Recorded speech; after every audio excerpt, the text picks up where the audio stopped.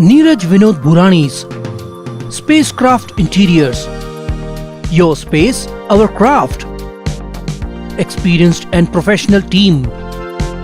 No hidden charges. Luxurious designs. Follow us on Instagram. Spacecraft Interiors. Your space, our craft.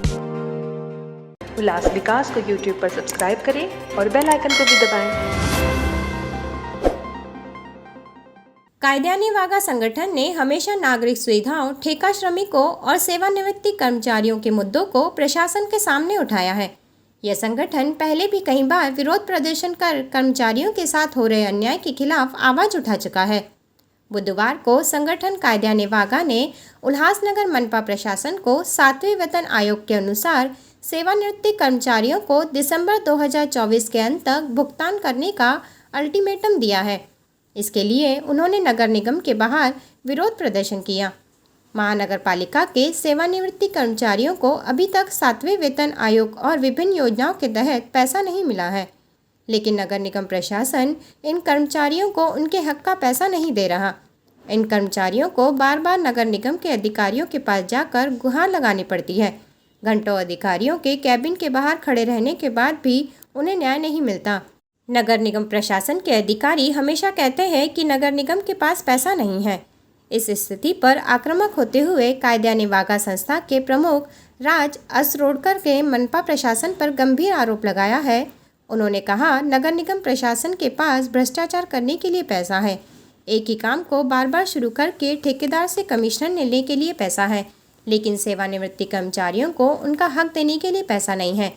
साथ ही असरोडकर ने आरोप लगाया है कि नगर निगम अधिकारियों ने उनके पैसे रोक लिए हैं ताकि उन्हें सेवानिवृत्ति कर्मचारियों से कोई कमीशन न मिले। इस अल्टीमेटम के बाद नगर निगम प्रशासन पर दबाव बढ़ गया है। अब देखना अहम होगा कि वे क्या कदम उठाते हैं। सगळ्या पत्रकार बंधूंनाही माहिती आहे की नागरिक सुविधांचे प्रश्न असो, कंत्राटी कामगारांचा प्रश्न असो की सेवानिवृत्त कर्मचाऱ्यांचा प्रश्न, जोपर्यंत आंदोलन होत नाहीत, इथे बैठका मारल्या जात नाहीत, ठिय्या आंदोलन होत नाहीत, लोक उपोषण करत नाहीत, तोपर्यंत प्रशासन स्वयंस्फूर्तीने स्वतःच्या लेवलवरती काम करत नाही। कंत्राटी कामगारांच्या मुद्द्यावरती गेली 2 वर्ष आपण सातत्याने उपोषण केली असताना सुद्धा पाणी पुरवठा विभागातल्या वॉलमन्सचा जो इश्यू आहे तो आजही पेंडिंग आहे। बऱ्याचसा विषय संपलेला असला तरी यांना 2 महिने झाले, आज पगार नाहीये, पुन्हा एकदा जागेवरच परिस्थिती आलेली आहे। सेवानिवृत्त कर्मचाऱ्यांना 2019 पासून त्यांना 7व्या वेतन आयोगाचा फरक लागू झालेला आहे। 5 वर्ष उलटून गेलेली आहेत, त्यांना त्याच्यातला छदाम पण मिळालेला नाही। त्यांची ग्रॅच्युइटी असेल, रजा रोखीकरण असेल, सगळा त्यांचा हक्काचा पैसा आहे। परंतु स्वतःच्या हक्काच्या पैशासाठी वारंवार महानगरपालिकेमध्ये चक्रा मारणं, अधिकाऱ्यांच्या केबिनच्या बाहेर उभा राहायचं तासनतास आणि भेट झाल्यानंतर त्यांच्याकडून ऐकायचं एकच उत्तर की आमच्याकडे पैसे नाहीत। या महानगरपालिकेकडे भ्रष्टाचार करायला पैसे आहेत, या महानगरपालिकेकडे उधळपट्टी करायला पैसे आहेत, एकाच कामावरती 4-4 निधी वापरून त्याच्यावरती उधळायला यांच्याकडे पैसे आहेत, ठेकेदारांची बिलं देऊन त्याच्यातून कमिशन खायला पैसे आहेत। फक्त सेवानिवृत्तचे कर्मचारी आहेत, त्यांनाच द्यायला यांच्याकडे पैसे नाहीत। कारण माझा स्पष्ट आरोप आहे, हे जरी रिटायर्ड कर्मचारी असले तरी महापालिकेचे कर्मचारी असल्यामुळे बोलणार नाहीत कदाचित, पण मी ओपनली सांगतो की यांच्याकडून कुठल्याही प्रकारचं कमिशन मिळणार नाही। फक्त एवढ्यासाठी यांना त्यांचा पैसा दिला जात नाहीये। ज्या लोकांना रिटायर्ड लोक जे बाकीचे आहेत, ज्यांनी आतमध्ये त्यांची कामं सेटिंग करून घेतलेली आहेत, अशा कर्मचाऱ्यांना 12-15 लाख रुपये यांनी एकरकमी दिलेले आहेत। पण जे शांत स्वभावाचे लोक आहेत, काही काळं फासणार नाहीत, आरडाओरडा करणार नाहीत, कपडे फाडणार नाहीत, अशा लोकांचा मात्र सेवानिवृत्त कर्मचाऱ्यांचा छळ केला जातोय अक्षरशः। आणि ज्या ठिकाणी नियम कायद्यांमध्ये हक्क असताना सुद्धा नागरिकांना जर ते मिळत नसतील तर तिथे कायद्याने बघा लोक चळवळ ही येऊन उभी राहते। जसं कंत्राटी कामगारांचा आपण प्रश्न हाताळला, सेवानिवृत्त कर्मचाऱ्यांच्या सुद्धा आपण पाठीशी ठामपणे उभे आहोत। आणि एक गोष्ट महत्वाची सांगतो, पैसे नाहीत हे कारण आम्ही ऐकून घेणार नाही। 2024 जे आहे त्याच्या डिसेंबर अखेरच्या आतमध्ये या सगळ्या लोकांचे जे पै पैसे आहेत ते मिळाले पाहिजेत, हा आमचा निर्धार आहे आणि तो मिळवून देणार। मुद्दा तोच आहे। आता माझ्या सोबत प्रथमेश आहे इथे सोबत, हा वॉटर सप्लाय मध्ये कंत्राटी कामगार आहे। इथे आम्ही उपोषणाला बसलो होतो। किशोर गवस म्हणून आहेत अतिरिक्त आयुक्त, त्यांनी स्वतः पत्र दिलं होतं। इथे चिखलामध्ये आम्ही 3 दिवस बसलेलो होतो। स्वतः पत्र दिलं की आम्ही ठेकेदार बदलतोय आणि नव्या ठेकेदाराला ऑर्डर देऊ, यांना नियमित पेमेंट मिळेल. आज 1.5 महिना होऊन गेला, एक डिसिजन ते अजूनपर्यंत घेऊ शकलेले नाहीत. आजच्या तारखेपर्यंत त्यांचं डिसिजन झालेलं नाहीये. या कामगारांना वॉटर सप्लाय सारखं सेन्सिटिव्ह डिपार्टमेंट आहे, अत्यावश्यक सेवेचं डिपार्टमेंट आहे, तिथे त्यांना 2 महिने झाले, आज त्यांना पगार नाहीये. हे महानगरपालिका जेव्हा आंदोलनाचे इशारे जेव्हा दिले जातात त्यावेळेला ते तेवढ्या पुरता वेळ काढूपणा करतात, आश्वासनं देतात आम्ही करू, पण आश्वासन पाळण्याच्या बाबतीमध्ये उल्हासनगर महानगरपालिका जेवढी बेईमान आहे तेवढी महाराष्ट्रातली दुसरी कुठली महानगरपालिका नसेल.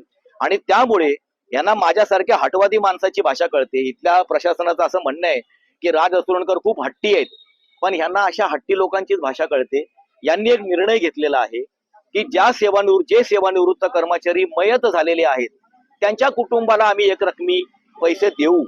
तर हा निर्णय वाचल्यानंतर आमच्या सगळ्या सेवानिवृत्त कर्मचाऱ्यांनी निर्णय घेतला की तसं जर असेल तर आम्ही तुमच्या दारामध्ये बेमुदत उपोषणाला बसतो, इथेच आमचा काय जीव जायचा तो जाईल, आणि ज्या कर्मचाऱ्याचा जीव जाईल त्याच्या एकेकाला तुम्ही मग एक रकमी पैसे द्या.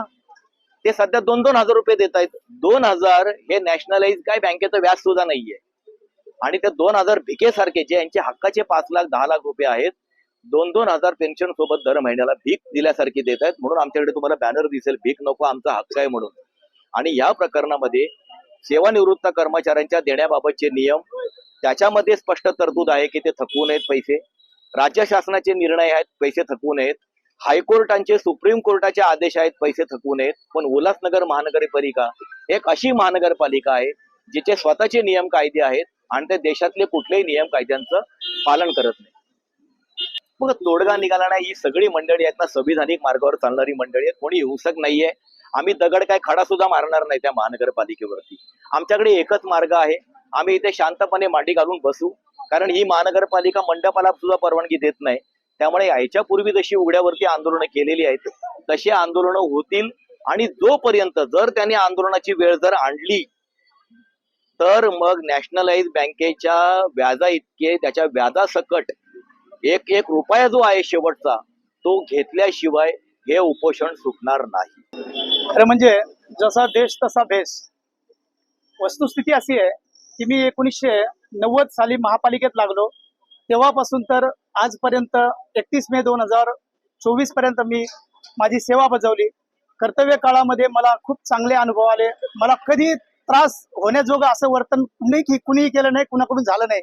परंतु जेव्हा मी सेवानिवृत्त झालो माझ्यासाठी मला कुठली अडचण नाही आली. परंतु आज मी ज्या सेवानिवृत्त कर्मचाऱ्यांच्या मीटिंग आयोजित केली होती आणि त्या मीटिंगला मी गेलो, त्या मीटिंगचं नेतृत्व आदरणीय राज साहेब करत होते असं मला करतात असं समजलं. आणि मी तिथे गेलो. तिथे गेल्यानंतर तिथलच्या त्या व्यथा, या कर्मचाऱ्यांच्या व्यथा, अर्थात हे सेवानिवृत्त कर्मचारी अबोव 60 अबोव 75, तर ह्या व्यथा ऐकल्यानंतर खूप मनाला असं म्हणजे कमालीचं वाटलं. मी माझ्या मनाला प्रश्न विचारला, हम मानवता के रखवाले सेवा है धर्म हमारा, ये उल्हासनगर शहर है प्राणों से प्यारा. मग अशा वेळेस जर आम्ही प्राणों से प्यारा आहे तर मग हे जवान पण कसे प्राण बाजूला राहू शकतात, यांच्यासोबत आपण राहिलो पाहिजे. प्रशासनासोबत आम्ही राहिलो, आता जवानांच्या सोबत राहावं असं वाटलं. आणि यांच्यासाठी आपण पण ऊन वारा पाऊस आपण झेलला पाहिजे. तर असं मला वाटतं, म्हणून मी ह्या जवानांच्या सुरात सूर मिळून मी या ठिकाणी आलोय.